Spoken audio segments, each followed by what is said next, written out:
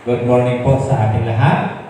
Okay, sa lahat ng mga sumusubaybay sa atin ay kami po'y bumabati sa inyo. Salamat sa patuloy niyong pagsusubaybay. At masaya ba kayo itong nakaraang linggo? Amen. Sobrang masaya? Ano ba yung mga naranasang saya? Okay. So, lahat naman tayo ay, alam ko po ay pinagpala. Amen? Okay. So, sige nga, palakpakan natin yung ating Panginoon. Okay. So, mayroon tayo dito pag-uusapan. Itong month is to put God first. Okay? Kaya na kailangan natin is put God first. So, sa Tagalog, ano sa Tagalog? Unahin natin ang Panginoon. Unahin natin ang Diyos. Tama po? Alam niyo na kung nakikita niyo po yung mga larawan yan, may iba't iba po dyan nakalagay na larawan. Okay? So lahat tayo ay marahil ay wala tayo dyan ngayon, tayo ay naririto sa simbahan. So once again, lahat ng mayroong mga cellphone, ay huwag niyo na muna silang alalahanin. Ano po? Hayaan niyo muna sila i-concentrate muna natin ngayon yung ating pagkikinig para sa ating Panginoon. Amen, no? So, isang magandang bagay ngayon na pag-usapan natin sa buwang ito ay kailangan ay lagi natin inuuna yung ating Panginoon. Sapagkat yun ay napakahalaga sa lahat ng bagay.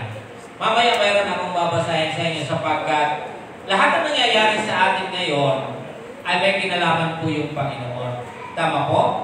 Kung ano man mayroon tayo ngayong ini-enjoy sa ating mga buhay, kung ano mayroon tayo ngayong pag-aari o tinatangkilik sa ating buhay, hindi po yan mangyayari kung wala ang Panginoon.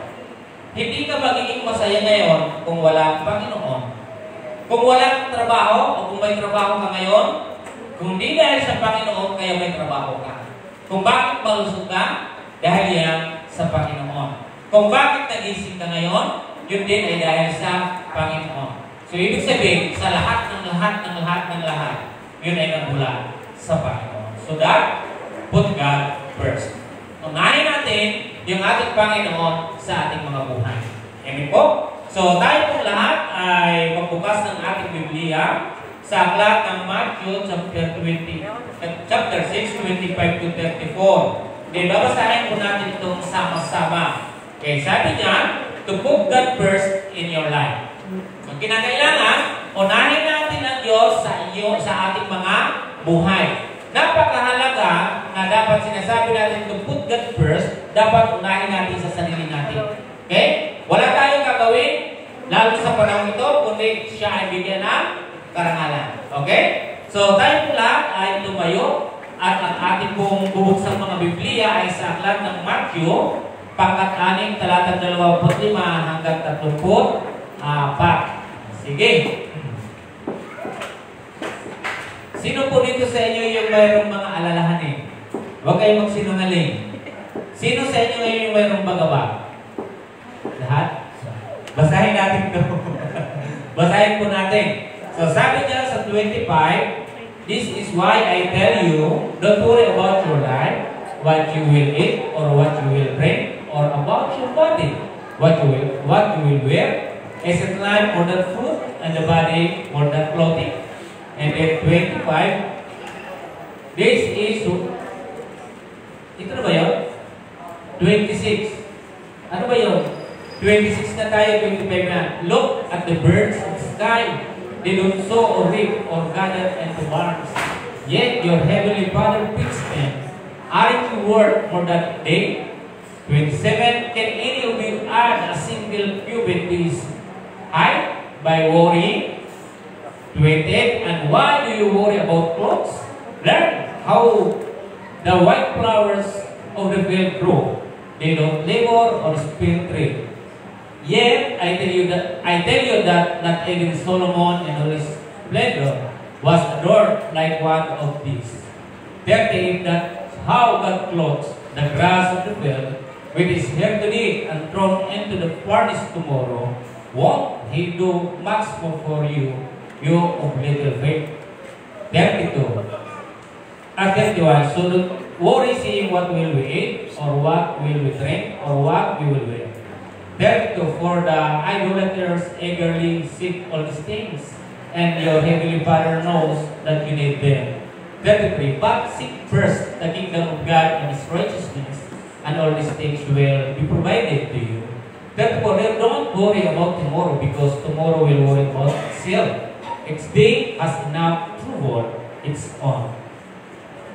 Okay, tayo po ay manalangin. Lord, kami po'y naririto at salamat sa iyong mga salita na binigay sa amin ngayon na timely today, in this month, Lord, na kinakailangan talaga namin unahin kayo. So, marami pong mga nangyari sa buhay namin, Panginoon. Maraming mga bagay-bagay na kinakailangan namin alalahanan kayo, Diyos. Lord God, tulungan niyo kami, Panginoon God, sa kasaganaan o maging sa kasalatan na lagi namin inaalala kayo is kinakailangan unahin namin kayo, Panginoon. Dapat ito yung aming ginagawa as a Christians, as a believers. Hindi po kami gaya ng mga unbelievers. Hindi po kami gaya ng mga hindi nananampalataya, Panginoon. So that, Lord, kailangan namin malaman namin kung ano yung ginagawa ng mga mananampalataya. Lord God, na kahit mananampalataya na kami, bakit kami nakakaramdam ng worry, anxiety? Lord, bakit na yung ito ay nararamdaman namin, Panginoon God? Very stressful, Panginoon God, sometimes yung aming nararanasan. Lord, marahil, O Diyos, sa kakulangan namin na unahin kayo, Panginoon. But today, thank you, Lord, this wonderful day, O God. Because sapagkat kami ay binangon nyo dito, binigyan nyo kami ng puso, unahin namin kayo, Panginoon. Maraming pong salamat at mapapala niyo ang bawat isa sa tayong pangalan ni Jesus. Ang lahat ay magsabi na, Amen and Amen. Okay, lahat tayo ay magkakaupo na. Sabi dyan is to put God first in our life. Okay? So, pag wala po yung, kung hindi po natin siya uunahin, paano po natin mararamdaman yung presence ng Panginoon na hindi natin siya inuuna, hindi natin siya wino-worship, hindi natin siya ina-adore, hindi natin ini-exalt yung kanyang name. Di ba? So, kinakailangan, para maramdaman natin yung presence ng Panginoon, kinakailangan natin is, sabi doon is, but seek ye first thy kingdom of God. We are here now para ating bigyan ng karangalan yung kaharian ng Diyos. Hindi po tayo dito na nagpupunta, hindi po tayo dito gumagawa o to build our kingdom. Okay? Yung kingdom na aking tinutukoy dito is the kingdom of God. Hindi kingdom ko at hindi yung kingdom. Okay? So, kinakailangan tayo ngayon, ang nilalagay natin sa buhay natin is yung kingdom of God. Okay? Hindi yung kingdom natin. Kasi kung laging ilalagay po natin, o kung yun po yung ginagawa natin is to build, o tayo ay tumatayo ng sarili po natin, ibig sabihin, iniiwalay po natin yung kingdom ng Panginoon. Ang ginagawa natin yung sarili natin. Tama po? So, dito mga kapatid, para maranasan natin yung presence ng Panginoon, ay kinakailangan, ay dapat natin unahin siya. Okay? So, sabi ko sa inyo kanina, sino dito yung mayroong mga alalahanin, may nagsitaas ng kamay. So, alam niyo kung bakit mayroon tayong worry? Pag nagkakaroon po tayo ng worry, mayroong malaking problema po yun.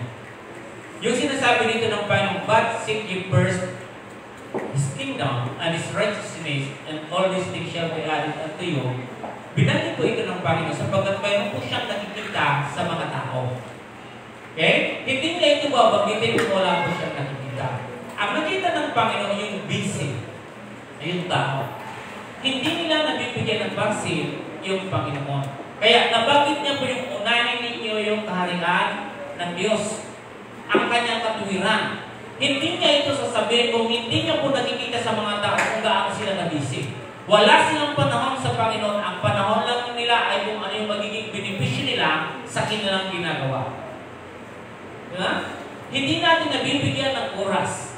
Okay? Hindi natin nabibigyan ang Panginoon para luwalhatiin dahil sa dami ng ating mga ginagawa. Sabi ko sa inyo kanina, ano man ang mayroon kayo ngayon, lahat ng yan ay nagaling sa Panginoon. Ano man yung ngayon pinakatuwa natin, lahat ng yan ay galing sa Diyos. Kapag wala ang Diyos, wala na yan. Tama po ba? Lahat ng buhay na walang tayo dito mga kapatid, lahat yan ay mawawala. Sabi doon sa mga ngarag, meaningless. Walang kabuluhan ang lahat. Lahat ng atang pinagpagalan, lahat ng bagay na yan, without Jesus, without God in your life, wala pong mangyayari sa buhay natin.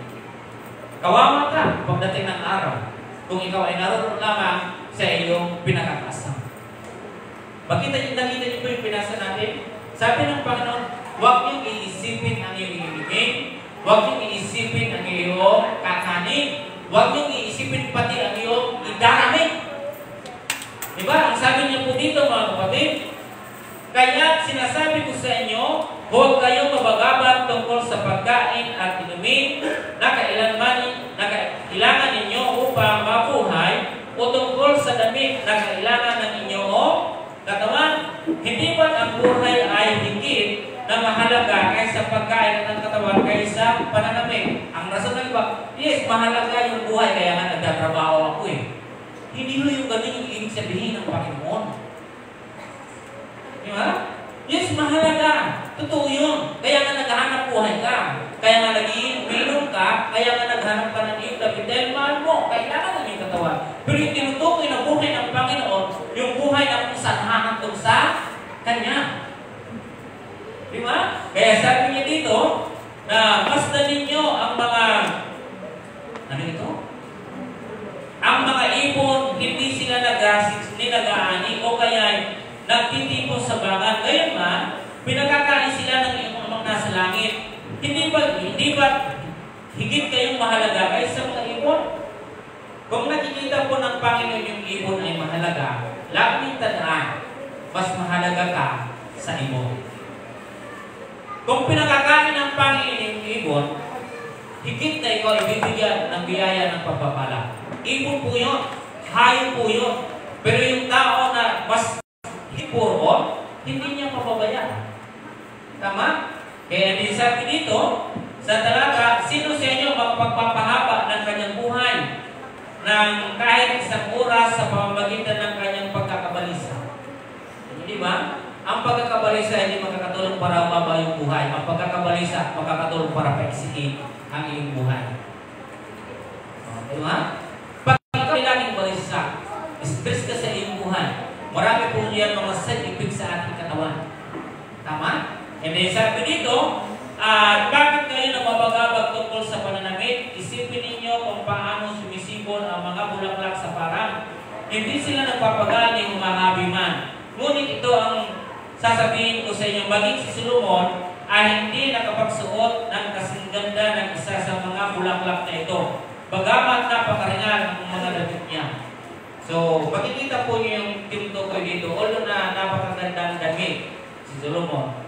Pero yung sariwa na tinutukoy po dito, mga bulaklak, itong mga bagay na tinutukoy po dito, hindi po dito na nagawang isuot ni Solomon. Okay? Hindi po niya ito nakamtan.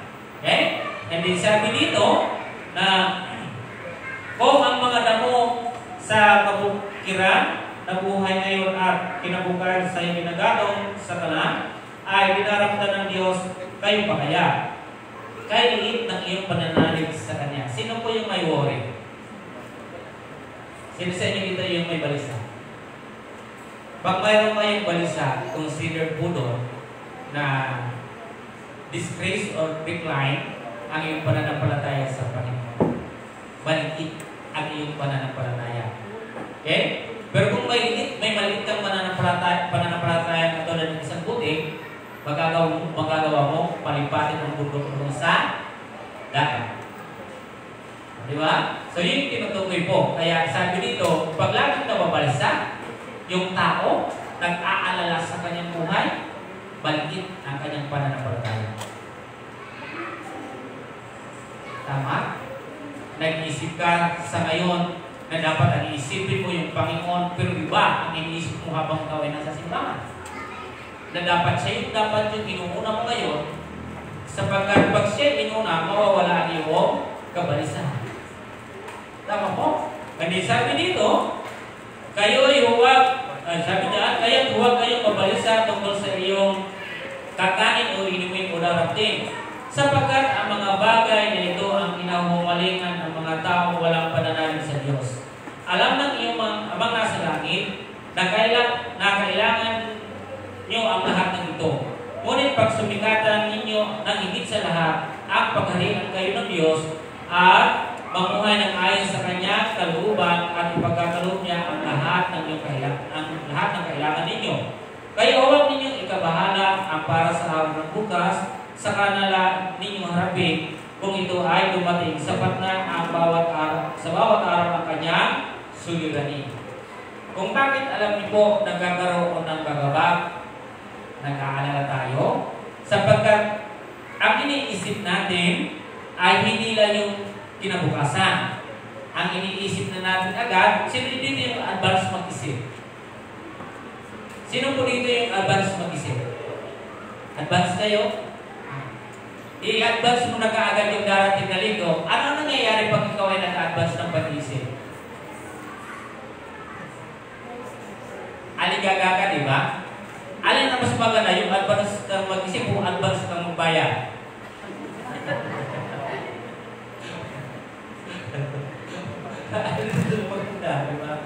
So, kapatid at kaibigan, sabi ng Panginoon ay binibigyan tayo ng awareness. Binibigyan tayo ng Panginoon na huwag tayong isip ng isip yung bagay na may darating at darating.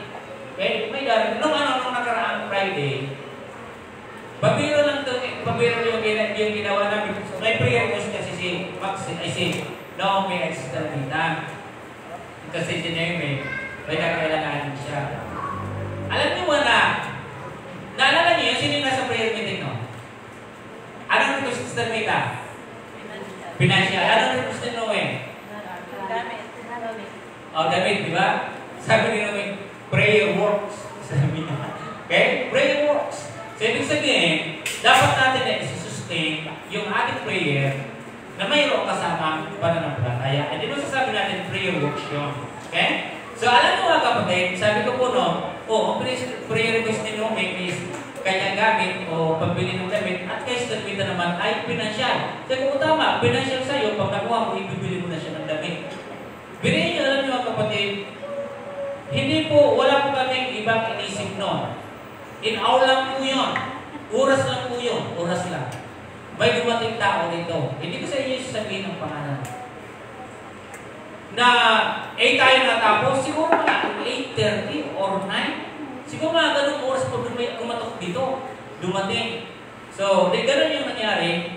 So, pagkatapos po noon, ay itong tao ito yung ginamit ngayon ng Panginoon para doon. Okay? Sa madaling salita, ay nagkaroon po si Naomi na pambili. So, prayer works. Pagdating ko doon sa loob, binigay ko sa kanya, yung binigay ko kagad sa kanya, nagtataka siya, bakit binigay? Binigay niya kay mama niya. Dahil ko sa iyo yan. Dahil ko sa iyo yan. So, kaya sabi ni Naomi, prayer works. Okay? So, alam niyo mga kapatid, every time na kayo ay nakakaranas ng worry, nakakaramdam ka ng anxiety, nakakaramdam tayo ng bagabag sa ating Panginoon. Alam niyo yung weapons na dapat natin gawin? Is to pray. Lagi ko kayo inaamay dito, kailanman hindi ko ako nag-aalok sa inyo ng pera o nagbibigay ng bahay. Sapagkat gusto ko po kayo na lumapit sa Panginoon, siya yung magbigay sa inyo sapagkat yun yung makapagpupunta ng kailangan ninyo. Kasi kung kami yung magbibigay, hindi kayo mapupunta. Kulang yun. Tama? Kaya sa pagkakataon na yun, pasalamat sabi sa Panginoon sapagkat totoo na yung panalangin ay may nangyayari. Di ba? Kaya kung kayo punta kayo sa prayer meeting, pag pumunta kayo ng prayer meeting, sigurado kayo sasagutin agad. Kaya punta lang kayo sa prayer meeting. Ay, tuloy tayo. Sabi dito mga kapatid sa ating panimula, dito sa ating pag-aaral. Sabi diyan, let us not be like those who will obey, who will think about the benefits they will give for themselves. Ito yung sometimes yung malungkot, di ba? Pero sabi niyan, always think about the needs of life. There is nothing wrong thinking about life, but if this all we always think about, God will lose His place in our lives. Yun lang yung problema. Walang problema po sa paghahanap buhay. Pero kung ito na lang lagi yung iniisip natin, mawawala na po yung lugar ang Diyos sa inyong puso. Wala nang lugar ang Diyos sa buhay ninyo sapagkat ang lagi natin iniisip yung aming kakanin, yung aming iinumin, yung aming pananamig. Yun lagi yung worry ng lahat sa atin. Kaya lagi kang nagtatrabaho, lagi, walang problema. Hindi po ako against doon sa works. Ang against ko lang doon mga kapatid, kung lagi na lang pong work yung binibigay po natin, may posibilidad at critical ang iyong pananampalataya. Tama po? Hindi ka na nakapagtinig ng salita ng Diyos. Hindi ka nakapag-worship sa Panginoon. Once na hindi ka magbigay ng time para sa Panginoon, yung moment na dapat kayo nag-uusap ng Panginoon, yung moment na dapat ikaw ay nag-praise and worship para sa Kanya, pero ang nangyayari sa ngayon, ikaw ay busy. Hindi mo siya kinakausap. Lagi kang wala sa Kanya. Simple lang mga kapatid, pag ang inyong nanay, lagi kang wala sa bahay ninyo at hindi mo nakakausap, palagay ninyo mga kapatid, malalaman kaya ng magulang ninyo kung ano yung kailangan nyo? O ano kaya yung problema ng magulang? Sapagkat wala na po siyang magandang communications. Unti-unti po mawawala yung kanyang binuong relasyon. Tama po ba? Kaya itong binabanggit po natin ito, wala pong masama sa pagtatrabaho, wala pong masama sa pagkahanap buhay. But isipin nyo, ito mga kapatid, pag lagi yung ginagawa, mawawala ng lugar ang Diyos sa buhay ninyo. Sabi niyan, seek ye first the kingdom. Hindi mo malalagay yung kingdom ni Jesus sa buhay mo, kundi yung kingdom na ginagawa mo. Gumagawa ka ng sarili mong kingdom at nalalayo ang Diyos sa iyo. Yung kingdom na dapat iyong ginagawa ay yung kingdom ng Diyos. Yung kingdom mo tuloy ngayon, yung ini-establish mo. Kaya maraming mga tao ngayon, hindi kingdom ng Panginoon yung ginagawa, kundi yung kingdom ng kanyang sarili. Kaya marami pong nag-worry. Gumagawa ka ng sarili mong kaharian. Pero sabi ng Biblia, dapat yung kaharian yung unahin ng Diyos. Pero ikaw ay gumagawa ng sarili mong kaharian. Kaya hindi mo magawa sundin ang Panginoon sapagkat may sarili kang ginagawa. Sabi niya, put God first. So paano siya unahin ngayon? Ang rason mo, wala pa kami mainom. Wala kaming maisusuot. Wala kaming makakain. Anong sinasabi ng Biblia? Huwag kayo mabagahan. Huwag kayong mabalisa. Kung yung ibon, pinapakain ng Panginoon na hindi naman gumagawa, hindi kaya gawin ng Panginoon sa atin yun. Di po ba? Ang tinutukoy ko po dito na yung sinasabi ko, baka mamisinterin ko rin, ay pwede pala, huwag na lang po trabaho, ang Panginoon po rin magpapakain sa akin. No? Ang ating dito sinasabi ay kinakailangan lagi natin inuuna yung Panginoon. Tama po? Sabi niya, huwag tayong tumulat sa mga walang pananampalataya. Yun yung kanilang ginagawa eh. Laging iniisip ang benepisyong makukuha nila sa kanilang sarili. Ginagawa nila kasi yung gusto nila eh. Magparami ng pera o ng tinatangkilik. Laging iniisip ang pangangailangan ng kabuhayan. Walang masama sa pag-iisip ng kabuhayan, ngunit ito lang ang lagi natin iniisip, mawawalan ng lugar ang Diyos sa ating buhay. Totoo. Sa lahat ng hindi pumupunta sa simbahan, sa lahat ng lahat nilang inuuna, palagyan ninyo may lugar pa sila sa Panginoon. Yung ibang mga kukulang nga eh, anak, di na yata, di na namin ikaw nakikita. Magulang nga, nagre-react eh, ibang Panginoon pa. Tama? Sino yung mayroong mga anak dito na hindi na makausap yung nanay dahil busy? Pabor kayo doon? Hindi na kayo kinakausap. Di ba? Malayo na. So, wala. Mahirap di po ba? So, ang Panginoon, ang kanyang talaga dito, intention sa atin, is dapat mapalapit at makausap natin siya. Tama po? Okay. Sabi dito mga kapatid sa Ecclesiastes chapter 2:25, basahin po natin. Alam niyo po sa Tagalog yung Ecclesiastes, mangangaral. Puntahan po natin yung mangangaral. Yun po ay sumunod lamang sa kawikaan. Mangangaral, chapter 2, verse 25. Ang sabi dito ng talata, kung wala ang Diyos, walang kasiyahan ang sinuman. Ibig sabihin, lahat ng bagay ay nanggaling sa Panginoon.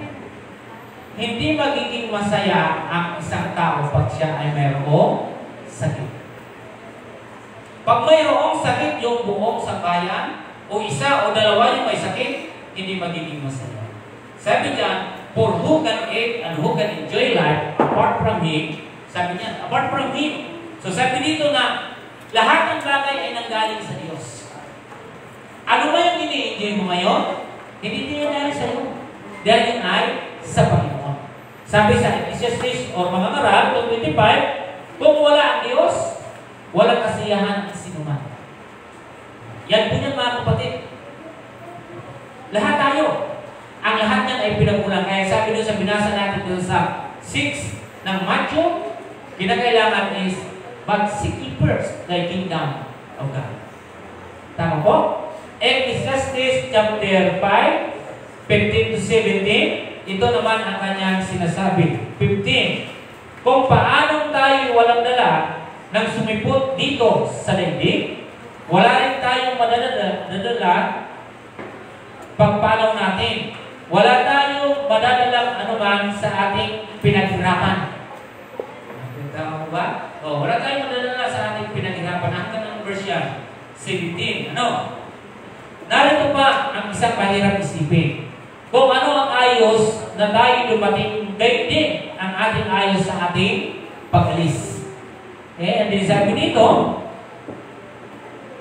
nagpapakahirap tayo ngunit wala rin napapala. Bukod dito, ang buhay natin ay laging may alinlangan. Puno ng balisa, hapis, karamdaman, at kabiguan. Ano yung naging problema? Di ba? Sige mo lang, porsigido ka sa iyong buhay. Pero, kahit ganun pa man, andun yung pag-alala, andun yung karamdaman, of course, may epekto ang iyong ginagawa dahil sa iyong walang pagpapahinga. Tama? Kaya sabi ng Panginoon, kung wala ko, wala naman din kayo eh. Di ba? Kung ano yung ayos ng paglabas po natin dito, gawin din yung ayos natin sa ating pag-alis. Ano yung mapapala mo ngayon? At hindi ko na rin sinasabi sa inyo na huwag kayong magtrabaho. Kailangan po natin yun. Pero ang tinutukoy po ng Biblia, kapatid at kaibigan, unahin mo ang Diyos sapagkat mahalaga siya. Lahat ng binanggit po natin dito, lahat po yan na ating ginawa. Lahat po yan na kung anong mayroon ka ngayon, mauwi lang naman yan sa wala. Okay? Kung ano yung binibigay niyo sa iyo ngayon ng Panginoon, gawin niyo dahil gusto ng Panginoon maging masaya ka. Pero huwag ninyong malilimutan ang Panginoon. Yung kinakain natin, kung hindi sa Panginoon, wala rin yun. Yung hininga natin sa bawat umaga, wala rin po yun kung hindi sa Panginoon. Kaya kung mabasahin yung babalikin po ninyo, yung 2:25, kung wala ang Diyos, walang kasiyahan ang sinuman. Diba? Hindi ka nung maging masaya kung walang Diyos. Okay? And then sabi po dito, sa aklat ng 1 Pedro, chapter 1, 24 hanggang 25, ito naman ang kanyang sinasabi. Basahin po natin. Sa 1 Pedro, chapter 1, verse, ano ba yun? 23 hanggang 25. Ito naman ang kanyang sinasabi. O 24. Ayon sa kasulatan, ang lahat ng tao ay gaya ng damo, gaya ng bulaklak. Ano to? Ulitin ko ha. Ang lahat ng tao ay gaya ng damo, gaya ng bulaklak. Anong sunod?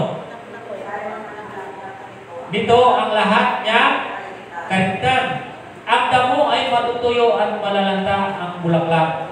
Ngunit ang salita ng Panginoon ay mamamalagi kailanman at ito ang mabuting balitang pinangangaral sa inyo. Ano man yung ganda mo, Sister Almer? O guwapo mo, Brother John? Katulad din po yan ng isang bulaklak. At ano man yung ganda ni Sister Grace? Tatanda din yan. At ano man ang guwapo ni Brother Junard? Noon, ngayon, guwapo pa rin. Diba? So lahat po niya. Ano man ang mayroon ka ngayon? Lahat ng mayroon tayo ngayon, ang magpapahintulot po niya ang Panginoon. At kung pipigilan ng Panginoon, kaya na yun gawin. Tama? Ang mahirap, kaya niya payamanin. At ang mayaman ay kaya niya paghirapin. Dahil ang lahat ng bagay ay nagagaling sa Panginoon. Wala kang magagawa kung hindi bibigay sa iyo ng Panginoon. Tama po? Pero sabi na dito, lahat ng yan, kung wala ang Panginoon, wala kang kasiyahan. Kaya magpasalamat at unahin mo ang Panginoon. Tama po?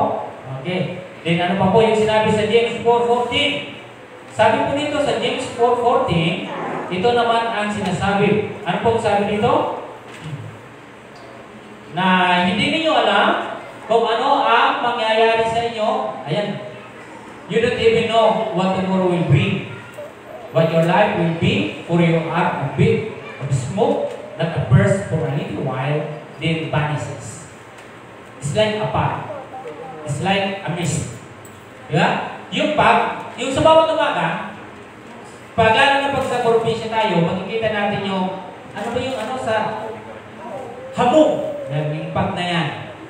Makikita natin yan sa every morning. Then, habang tumataas habang umano po yung oras, and then habang sumisikat yung araw, maya-maya, nawawala na siya. Vanishes. Diba? So, ganun lang yung buhay. Kaya ako, kapatid at kaibigan, mas maigi na unahin lagi natin ang Panginoon. Sapagkat hindi mo alam ang iyong buhay. Sabi dyan, it's like a fire. It's like a mist. Di ba? Ganun lang. Isang saglit lang. Mabibigla ka. Ha? Wala na siya? Naman na siya? Ganun lang ang buhay. Kahit ano po, mga kapatid, yung gawin mo, kahit anong lakas mo ngayon, pag ang Diyos ay kumilos, wala ang magagawa. Ano yung madadala mo ngayon? Alam mo ba kung kailan kang mawawala para maihanda mo siya lahat? Hindi. At daw, sa lahat ng iniwala mo, kahit alam mo, sa palagay mo, yung mangyayari ay katulad pa rin. Hindi mo na siya. Ang siguraduhin mo ngayon, inuuna mo ngayon ang Panginoon. Pwede ba natin palang Diyos? Diba? Kaya siguraduhin natin. Kasi darating ang araw ay tinitiyak, nagkakaroon po tayo dito ng katiyakan. Your assurance. Okay? May assurance ang Panginoon na binigay ng Panginoon sa ating lahat. Na gawin natin yun. At ang pangako ng Panginoon ay mangyayari yun. Tama po? Dahil nagsasabi ang Biblia. Okay. So, mayroon tayong pag-usapan 4 na bagay. Sabi dito, why do we need to put God first in our lives? So, bakit kailangan natin unahin ang Diyos sa ating buhay? So, maging aware po tayo, magkaroon tayo ng kamalayan sa mga ginagawa natin na kinakailangan unahin natin ang Panginoon. Okay? Number 1, when we put God first in our lives, we will feel His presence and our worries will disappear. Okay? Sabi niya, kapag inuna natin ang Diyos sa ating buhay, mararamdaman natin ang Kanyang presensya. Pero pag hindi mo inuuna yung Panginoon, hindi mo mararamdaman yung Kanyang presence. Ang mararamdaman mo lagi, yung worry. Hindi yung mawawala, sapagkat hindi mo naman sila inuuna. Hindi yung promise ng Panginoon. But seek ye first His kingdom and His righteousness. So pag yung inuna mo, mararanasan mo yung presence ng Panginoon. Pag hindi mo siya uunahin, ano yung mararanasan? Sino po dito yung mga alalahanin? Laging pumapasok sa iyo yung alalahanin. Bagabag sa iyong buhay, yung iinumin, yung kakanin, yung pananamit. Parang doon na lang lagi nakatuon yung ating isip. Yung focus natin ay naroon na lamang sa mga bagay na yun, wala na sa Panginoon. Kasi sabi natin kanina, ang ginagawa ng mga tao, lalo na yung mga walang pananampalataya, ang kanilang inuuna yung makukuha nila sa kanilang sarili sa pangangailangan. At sabi ko, hindi po ako ang gusto ng problema lang dito, nakakalimutan na natin, bigyan ng panahon yung ating Panginoon, inuuna na natin yung kailangan natin. Hindi nyo ba alam kung sino yung nagbibigay ng kailangan natin? Hindi nyo po ba alam kung sino yung nagbibigay no? Walang iba kundi ang Panginoon. Malinisan yung isip ng tao. Di ba? Ang ginagawa niya siya yung gumagawa sa buhay niya. Hindi niya iniisip na mayroong mas magaling sa kanya ang Panginoon. tingin niya kasi sa kanya ay siya yung gumagawa. Okay? Ang tingin niya sa kanyang sarili, magaling siya. Pero lagi niyo isipin, kung ano man ang mayroon tayong galing ngayon, hindi ka magaling. Hindi ka malakas. Ang Diyos yung malakas. Sapagkat lahat ng mga kinukuha mo na yan, kung hindi dahil sa Panginoon, wala ka niya. Kung bakit ka ngayon masaya, kung bakit ka ngayon tumatawa, ay dahil sa Panginoon. Tama? So sabi dito mga kapatid sa verse 25 to 27 ng ating binasa kanina sa Matthew, ito po yung nakalagay. So basahin ko po muna sa inyo ha. So chapter 6 ng aking sa inyong Biblia. 6, 25 to 27. Kaya sinasabi ko sa inyo, huwag kayong mapagabang tungkol sa pagkain at inumin na kailangan ninyo upang mabuhay o tungkol sa damit na kailangan ng inyong katawan. Hindi ba ang buhay ay higit na mahalaga kaysa pagkain at ang katawan kaysa pananamit? 26. Masdan ninyo ang ibon, hindi sila nag-asin, hindi nag-aani o kaya ay nagtitipon sa bakan. Gayon ang pinagkakain sila ng inyong amang nasa langit. Hindi ba higit kayo mahalaga kaysa mga ibon? Sino sa inyo ang magpapahaba ng kanyang buhay ng kahit isang oras sa pamamagitan ng kanyang pagkabalisa? Di ba? Hindi mawawala yung balisa natin kung hindi natin iuna yung ating Panginoon. Kapag hindi mo inuna ang Panginoon, hindi mo mararamdaman yung kanyang presence. Ang lagi mong nararamdaman ay yung pagiging aligaga. Ang iyo lagi mong nararamdaman ay yung paggawa. Ang lagi mong nararamdaman ay yung pag-aalala. Kapag ikaw ay lagi nag-aalala sa mga tuwing, wala kang pananampalataya. Sakto, di ba? Yan yung sinasabi ng Panginoon. Kaysa huwag kayong mabalisa. Critical ngayon yung Kristiyano na lagi na mabalisa. Kasi mapapansin mo sa kanya, nakulang na ang kanyang tiwala sa Diyos. Kasi mayroon siya ngayon balisa.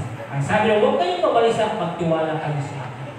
Pero ano nangyayari sa atin ngayon? Diba? Yun yung naging problema ngayon ng tao. Kaya pag ikaw ay balisa, mayroon tayong kritikal na sitwasyon ng ating pananampalataya sa Diyos. Letter A, sabi niya, worry is a sign of our decreasing trust in God. Diba? Yan yung problema natin ngayon mga kapatid. Hindi sabi Uriah na sa Hebreo 11:6, anong sinabi sa Hebreo 11:6? Buksan po natin yung Hebreo 11:6. So pakilagay na lang po dyan para nababasa naman dito. Sabi dyan, now, without faith, it is impossible to please God. For the one who draws near to Him must believe that He exists and rewards those who seek Him. Kinakailangan mo na mayroon kang pananampalataya. Kinakailangan mo na mayroon kang pagtitiwala. Kasi hindi mo pipiling lalapit ka sa Diyos na wala kang pagtitiwala. Ang kumakain sa atin ngayon, yung worry. Di ba? Yung worry na yan ay natatanggal kayo yung faith natin, yung paniniwala natin sa Diyos. Dapat naniniwala tayo na buhay. He exists. Ibig sabihin siya buhay. Totoo. Na ang Diyos ay naririto na kaya kang pakinggan ng Panginoon. Okay? Ang sabi niya sa 11:6, at hindi kinalulugdan ng Diyos ang hindi nananalig sa Kanya. Hindi ka kalulugdan ng Panginoon pag mayroon kang worry, bagabag ka lang sa iyong buhay. Hindi maganda. And then sabi dito, sapagkat ang sino mang lumalapit sa Diyos ay dapat naniniwala may Diyos at siya ang nagbibigay ng gantimpala sa mga humahanap sa Kanya. That He exists. Pagtuunan natin yung existing ng God. Naniniwala ba kayo na ang Diyos ay gumagawa? Paano yung sabi na ang Diyos ay gumagawa at tunay na buhay ng Panginoon?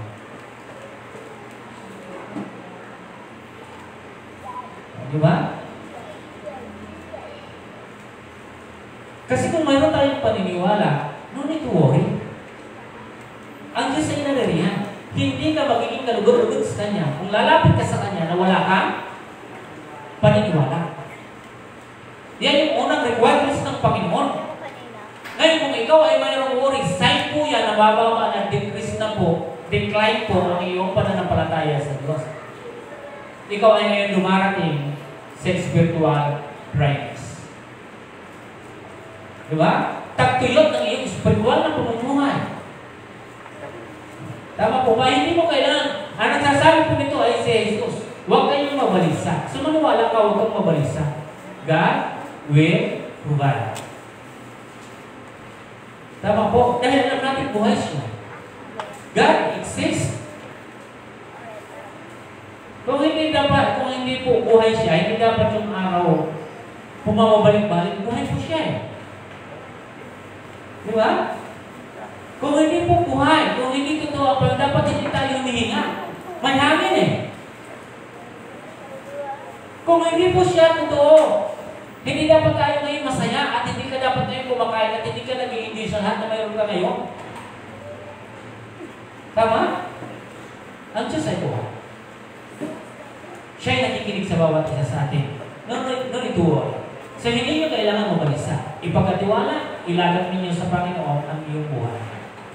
Walang sino man na magpapahaba sa buhay natin sa pamamagitan ng uri. Wala kahit isang oras. Tama? Ang Panginoon, manampalataya tayo. Kapag inuna mo siya, mararamdaman mo ang presence niya, and then yung uri, mag-i-disappear mo siya. Mawawala siya dahil meron ka pananampalataya. So, pero, kung natatabunan po ng worry tayo, so walang nangyayari sa pananampalataya natin ngayon. So kinakailangan buhay natin. Okay? So pangalawa, mga kapatid, when we put God first in our lives, we will feel His presence by not neglecting us. Ibig sabihin dyan, kapag inuuna natin ang Diyos sa ating buhay, mararamdaman natin ang Kanyang presensya sa pamamagitan ng hindi pagpapabaya sa atin. Andun yung Kanyang pagmamalasakit, andun yung Kanyang pangangalaga. Tama po? So dito mismo sa ating nabasa, mapapansin po natin yung Kanyang pangangalaga. Sa 20 verse 30, ito yung Kanyang sinabi na Matthew chapter 6. Okay, basahin natin ha. 6:28 hanggang 30. So wag po kayo na naalis kasi babalikin po lagi natin yung 28. At bakit kayo nababagabag tungkol sa pananamit? Isipin ninyo kung paano sumisibol ang mga bulaklak sa parang hindi sila nagpapagaling humahabi man. Ngunit ito ang sasabihin ko sa inyo. Maging si Solomon ay hindi nakapagsuot ng kasinganda ng isa sa mga bulaklak na ito, bagamat napakalingan ng mga damit niya. Kung ang mga damo sa kabukiran na buhay ngayon ay kinabukas ay ginagatong sa kalan, ay dinarap ka ng Diyos, kayo pa kaya kay liit ng pananalig ninyo sa Kanya. Makikita po natin yung pangangalaga, yung pagmamalasakit sa atin ng Panginoon.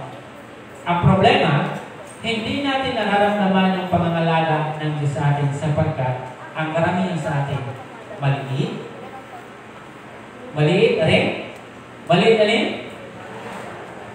Maliit ang iyong pananaya. Kaya hindi natin nararamdaman na parang hindi naman nangangalaga ang Diyos sa akin. Kasi maliit ang iyong pananampalataya. Di ba? Yan yung rason. Oh, sabi niya, "How much more you who believe." Di po ba? So sabi ng Panginoon, pinangangalagaan ko kayo pati yung mga narariyan, yung ibon yan ay pinangangalagaan ng Panginoon. Higit na pinangangalagaan niya yung tao. Ang tao ay very unique. Kaya pinangangalagaan niya yun. Tama po? Kaya tayo mga kapatid, minsan, ano ba ito Panginoon para hindi ko nararamdaman ang iyong malasakit? Hindi kapatid, hindi ka pinababayaan ng Panginoon. Puntahan niyo yung Hebrew, wala po yan dyan. Hebrew chapter 13. Hebrew chapter 13, puntahan niyo po, verse 5 and 6. Sabi dyan mga kapatid, o pwede na po yung pwede dyan ilagay. Yan. 5 and 6, sabi niya, huwag kayong magmukha. Ngayon magkakaraming ginagawa kaya lagi nag-alala. Your life should be free from the love of money.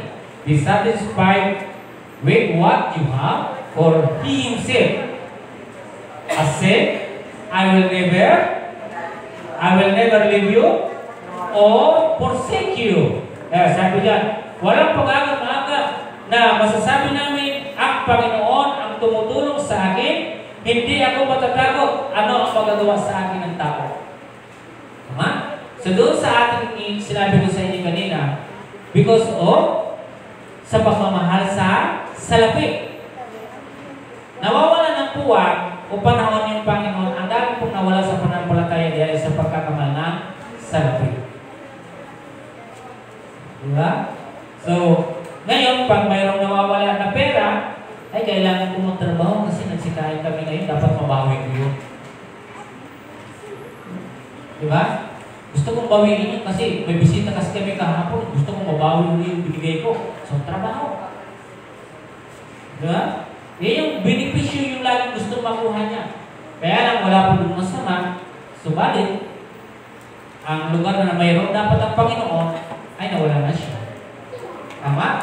Okay. So, ano pa po yung sinabi dito? God cares for all of His creations. Anong sinabi sa 1 Peter 5:7? Cast all your anxieties because He cares for you. Sabi niya, casting all your care upon Him because He cares about you. Diba?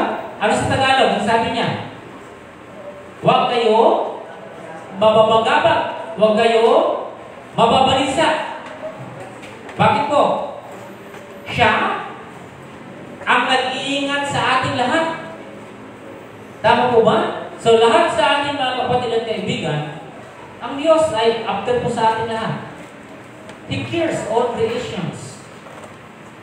Minamalasakitan niya at isa ka doon. Hindi lang yung mga naririto sa daigdig dito, kundi isa po dito yung tao na kanya minamalasakitan sapagkat tayo ay gawa ng Diyos. Tama, gawa tayo ng Panginoon at ayaw niya na tayo ay mapabayaan. Kaya tayo ay kanya pinangangalagaan. Ang problema, hindi natin pinangangalagaan yung ating relasyon sa Panginoon. Ang Panginoon nangangalaga, ang tao ay naging pabaya sa Diyos. Hindi natin binibigyan ng lugar ang Panginoon. Naging pabaya tayo. Samantala ang Panginoon ay hindi kanya pinababayaan. Okay? Number 3. Pangatlo, mga kapatid. 4 lang tayo. Okay, pangatlo. Sa pangatlo, when we put God first in our lives, we feel His presence and we will not be like those who do not trust God. Okay, sabi dyan, kapag inuna natin ang Diyos sa ating buhay, mararamdaman naman natin ang Kanyang presensya at hindi tayo magiging katulad ng mga hindi nagtitiwala sa Diyos. Alam niyo kapatid kung bakit may worry ka ngayon? Alam niyo kung bakit hindi ka nababakante? Alam niyo kung bakit kayo busy? Ang dami ngayong mga Pilipino, ang dami ngayong mga foreigner nagkakarirahan sa pag-asenso. So that, ikaw ngayon ay nag-worry. Baka ma-overtikan ako ni Sister Almer. Baka ma-overtikan ako ni Sister Chubby. Baka ma-overtikan ako ni Brother Junar. O baka ma-overtikan ako ni Brother Soto. So, ginagawa ko ngayon yung lahat. Ito yung kararahan ngayon dito sa mundo. Kapag wala kang motor, mahirap ka. Tama, Brother Rodel? Pag wala kang grade, mahirap ka. Pag wala kang cellphone, mahirap ka. Ano? Nababagabag ka ngayon, kaya nagsusumikap ka ngayon maghanap ng pera, pambili ng cellphone. Nagsusumikap ka ngayon maghanap ng pera, pambili ng refrigerator. Nagsisikap ngayon naghanap para magbili ng motor. Nagsisikap ka ngayon para magbili ng sasakyan. Di ba? So, sa dami mo na ngayon inaalala, ayan, huwag mo pong gagayahin yaong mga walang pananampalataya. Tama po ba? Kaya sabi dito sa ating pangatlo na ang binanggit, kapag inuuna natin ang Diyos sa ating buhay, mararamdaman natin ang kanyang presensya, ang hindi tayo magiging katulad ng mga hindi nagtitiwala sa Diyos. Kayo ba yung pagkakarirahan sa kapitbahay niyo? Sino dito lagi pagkakarirahan? Huwag kayong magpagkarira. Sa oras na kayo ay magpagkarira, marahil yung ma-aksidente ay siya o di kaya ikaw. Ang kadalasan po ng aksidente ay yung hahabol. Ha? Kayo galing nagkakahabol, marami pong na-aksidente. Tama? So, huwag ganun. Sabi ng Panginoon, huwag kayong mabalisa. Kinakailangan kung ano ang mayroon ka ngayon, pagyamanin, brother at Ryan, makontento, sinubin mo kung anong mayroon ka. Kung hindi na kaya, apakan mo yung kapatid mo para tumaas ka. Pero huwag yung gawin niyo. Kung ano yung andyan, yan yung gustong makita ng Panginoon sa'yo. Tama po? Ang importante, inuuna mo pa rin ang Panginoon. Ang dami ngayong bagabag problema. Ulo na kumplito naman. Maganda naman yung bahay. May kinakain naman ng masarap. Tama? Si Brother Ryan na ngayon, ayaw na kumain Kahit dito, bili mo kayo Brother, hindi na naakit. Ano Brother Ryan? Di ba? So, kapatid at kaibigan, isang magandang bagay sa atin ngayon, anong dapat natin gawin? Ano yung mga dapat natin gawin? Di ba? So, kapatid at kaibigan, sana makatulog ka. Sana ay maging mapayapa. Kumplito naman, mayroon naman Di ba? So, ang Diyos, lagi tatandaan, hindi po siya nagpapabaya. Okay, 31-32, basahin natin. Basahin natin, 31-32. Basahin muna natin ito, malapit na tayo matapos. Isa na lang. 31-32, anong sinasabi po? Kaya, huwag kayong mabalisa tungkol sa iyo, kakanin, iinumin, o daramdamin. Sapagkat ang mga bagay na ito, ang kinahuhumalingan ng mga taong wala pananalig o pananampalataya. Sabi dyan, for the idolaters, eagerly seek all these things, and your heavenly Father knows that you need them. Sabi dito mga kapatid literally, let us not be fascinated by what those without faith does, but rather let us think about what is right as a believer. Huwag po natin silang kakahuling-minganin. Huwag po natin silang ang sinasabi dito sa talata na ating binasa. Ano to? Huwag tayong mahumalin kung ano man ang kanilang ginagawa. Huwag tayong papaapekto kung ano man yung kanilang ginagawa. Sabi, huwag tayong mabighani. Ito yung problema ng believers. Mabilis siyang mabighani. Mabilis tayong mabighani kung ano yung ginagawa ng di mananampalataya. Di ba? Dapat po ganun. Hindi dapat natin sila ginagaya. Dapat mayroon tayo kung ano yung nararapat as a believers. So bilang papel natin, kinakailangan na tayo ay dapat higit tayo doon sa mga di mananampalataya. Nananampalataya tayo sa Panginoon. Sabi niya dito na huwag tayong mabighani sa ginagawa ng mga walang pananampalataya. Bagkus isipin natin kung ano ang tama bilang sa pananampalataya na magtiwala ng lubos sa Diyos. Pero ang iba, isipin nyo na lamang kung paano nila nakakaya ng kanilang dibdib, ng kanilang puso na alam nila na sila naman ay Kristiyano. Bakit nagagawa yun? Kasi nabibighani sila kung ano yung ginagawa. Parang akala nila, yun na yung langit. Hindi yung pinag-usapan natin dito yung langit. Ang ating pinag-usapan na masarap na buhay pagdating ng araw, nakasama natin ang Panginoon. Tama po? Kaya sabi dito mga kapatid, sa bawat isa sa atin, na kinakailangan, huwag tayong mabibighani. Huwag tayo yung magigilip sa ginagawa nila. Sa anumang paraan guminhawa man sila, huwag na po natin sila, huwag tayong mabibighani. Hayaan natin na ang Panginoon yung gumagawa sa atin. Nung prayer meeting namin dito nung nakaraan, Alam niyo kung bakit ang bilis yumaman ng iba? Alam niyo kung bakit ang bilis nilang napaparami yung pera nila? Kasi walang bawal eh. Pwede nilang gawin yung lahat. Pwede silang tumaya ng muto para maging milyonaryo. Pwede silang gumawa ng daya para lang sila ay dumami yung pera. Pwede nila yung gawin eh. Kasi wala namang pananampalataya. Gagawin nila yung lahat ng paraan na alam nilang kaya nilang gawin para lamang sila magkamaan ng kanilang mga salbing ng kayamanan. Pero yung mga Kristiyano, ano? Nagiging mabusisi tayo. Di ba? Imbis na may nakita ka na brother nyo na 500,000. 500,000. Ano ang ginagawa ng mga Kristiyano? Pag nakakita kayo ng gano'n, ano ang kadalasang ginagawa dapat ng isang Kristiyano? Kapag nakakita kayo na sa taxi, nag-taxi kayo, tapos nakita mo, brother, ito yung 500,000. Ano gawin mo? Hindi iyayaman ka nun, isa sa ulo, di ba? Ano? Matutokso ba kayo? Kahit 100,000, Brother Rudy, anong gagawin nyo pag nakita nyo? Bili ko na ito ng ito, sayang. Di ba?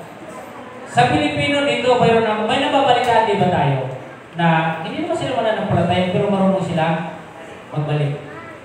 Pero mayroon din mga nakakakuha na hindi na binabalik. Sa bilang isang Kristiyano, ang tinutukoy po natin dito kung paano tayo kaagad yung aasenso. Medyo mabagal po pero ang kagandahan, nasasala natin lahat ng mayroon tayo ay dumaan sa tamang proseso. Tama po? Hindi po siya katulad na kung saan lamang na yumaman ng dahil mula sa pagnanakaw, huwag po natin gawin. Sabi nga ng Biblia sa Episo, ang magnakaw ay huwag ng nakaw, kundi magtrabaho siya ng pagano para may maitulog po siya sa kapwa. Tama po? Kung gusto mo talaga natin na ibigay yun ang Panginoon sa atin, mangyayari. Pero huwag tayo gagawa ng paraan sa iba't ibang paraan na hindi naman nalulugod sa harapan ng ating Panginoon. Hindi yung maganda. Tama? Okay. So, sabi dito mga kapatid sa ating panghuli at sa ating pagtatapos. When we put God first in our life, we will feel His presence and be ready to believe by Him. Okay, sabi niya, kapag inuuna natin ang Diyos sa ating buhay, mararamdaman natin ang Kanyang presensya at magiging handa tayo pamunuan niya. Alam niyo kadalasan kung bakit hindi natin nauna yung ating Panginoon sapagkat hindi siya yung naghari sa ating buhay. Ang naghari sa atin, yung sarili natin. Ikaw yung boss. Diba? Walang makakadaig sa'yo. Ikaw yung masusunod. Kung gusto ko magsimba. Pag ayaw ko. Diba? Kaya sabi dito sa atin dito, dapat yung ginagawa natin sa buhay natin ay binibigay, we allow na pumasok yung kingdom ng Diyos sa puso natin. Ang nangyayari ngayon, ayaw natin papasokin kasi ayaw natin na maghari ang Diyos sa atin. Gusto natin tayo yung maghari. Okay? Sabi niya dito, sa talata na aking kabasahin, verse 33, ngunit pagsumikatan ninyong higit sa lahat ang pagharian. Bukas ba kayo para pagharian ng Panginoon? Sino yung bukas po dito para pagharian ng Panginoon? Pag sinabi po pagharian, ang buhay mo o ang isip mo, ang gusto mong laging uunahin ang Panginoon. Tama? So, sabi dito, na sa talata na aking kabasahin, letter A, we can only be God's will when we allow Him to enter or reign over us. Because otherwise, you are the king over yourself. Tama? So sabi dito sa atin, maaari lamang natin sundin ang kalooban ng Diyos kapag pinahintulutan natin siya na pumasok o maghari sa atin. Una, mga kapatid, hanggang hindi mo pinapapasok ang Panginoon sa buhay mo, hindi mo siya magagawa ang kanyang gusto. Kailangan mo muna papasukin ang Panginoon sa iyong puso o sa iyong buhay. Tama po? At magagawa mo yung kanyang kalooban. But because otherwise, sabi diyan, na binabanggit natin dito, at sabi diyan, kapag, o dahil kung hindi, ikaw ang hari sa iyong sarili. If not, ikaw yung hari sa iyong sarili. Tama po ba? Sumama siya sa atin, ang sinasabi ng Biblia dito sa ating binasa ngayon, sa oras na ito, para mauna mo ang Panginoon, kailangan maghari siya sa puso mo. Pero kung hindi, ikaw yung hari. Wala siyang magagawa, ikaw hari. Di ba? So, dalawang bagay mayroon yung verse dito. Alin yung gusto natin paghariin sa buhay natin? Yung Panginoon o yung sarili natin? Nasa sa inyo ito ngayon. Tama po? Kasi makikita natin kung naghahari ang Panginoon sa buhay mo, uunahin mo siya. Pero kung hindi naghahari ang Diyos sa buhay mo, ang lagi mong uunahin yung gusto mo. Tama po? Hindi mo masusunod yung kanyang kaluwang kundi yung gusto mo. Kaya dalawang hari mayroon dito, yung hari mo o yung hari ng Panginoon. O yung kaharian mo o yung kaharian ng Panginoon. Tama? Sabi diyan sa aklat ng Revelation chapter 3 verse 20. Puntahan natin sa Revelation. Puntahan natin sa Revelation chapter 3 verse 20. Ano po yung sinasabi? Listen, I stand at the door and knock. Katulad nito mga kapatid, dalawang pintuan na dito ako nakatayo. Sabi ng Panginoon, sabi ng Biblia. At ako ay kumakatok. Sabi niya, if anyone hears my voice and opens the door, I will come in into him and have dinner with him and he with me. Tama? Gusto niyo bang makasalo ang Panginoon sa inyong kapag? Open the door of your heart. Open the door of your house. Sabi ng Panginoon, listen, I stand at the door and knock. Ang dami ngayon mga kapatid, ang Panginoon ay kumakatok sa kanilang puso, kumakatok sa kanilang katahanan, pero hindi po willing, hindi po nila kaya papasukin ang Panginoon.